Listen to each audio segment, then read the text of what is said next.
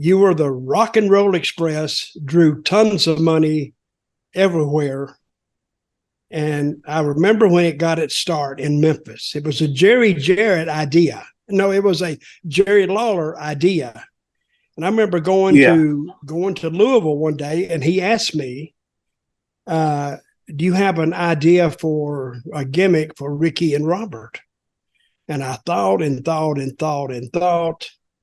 And then I says, well, just out of the blue, I said, why don't you just dress them up like rock and roll stars? You know, they would wear the bandanas and all this. He said, that's a good idea. And he went in there and he looked at a couple of magazines and come out and he said, well, that's their gimmick. Then I heard you told me that Jimmy Hart had that idea. We both had the idea at the same time. Jimmy Hart had the name. Okay. Because they're looking for us a name. Mm-hmm. And okay. So Ricky, Robert, R, but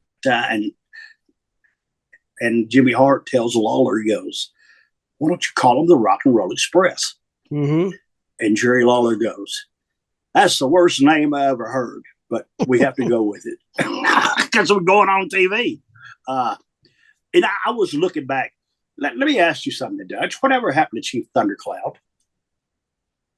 I don't know what happened to him. I think he did.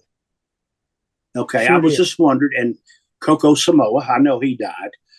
These guys that, even though we grew up in the same territories together, even though it's old and you think back like that, but I'm not getting off the rock and roll. It just hit my mind because I wanted to ask you that. Those two guys, Coco, especially Coco. Shit, I worked with him every night. He was a great worker, man. And Chief Thundercloud, I never forget. Chief Thundercloud called you. We was doing something. He called me. And you were he goes, Dutch Mantell. I know every time I call you, I want something. Yeah. Goes, every time I call you, but that's I the want only something. time you call me. He goes, but that's the only time you call me. So I started just laughed my ass off, man. But go ahead. James, here's a story for you. The first night that the Rock and Roll was going to appear in Memphis, and you didn't appear on that Saturday TV before the show, did you, or no?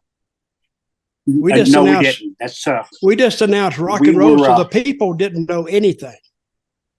So I remember they said we have a brand new tag team coming in. Yeah. It's just a brand new tag team coming in, and it's going to be hot. And we didn't have they didn't name us until that's the day. It was on a Sunday afternoon in Memphis. We didn't do. Somehow, me and Robert wasn't at TV. I think we were just coming in. I was coming in. I don't think you did TV, and I think it was still. I think it was a Monday, Ricky.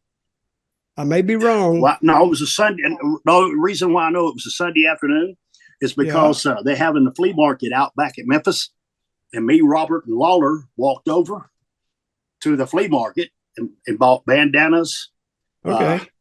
Damn flowered cheek had them hanging on us, and I'm serious. It was on a Sunday afternoon. Who paid for them? Did Lawler pay for?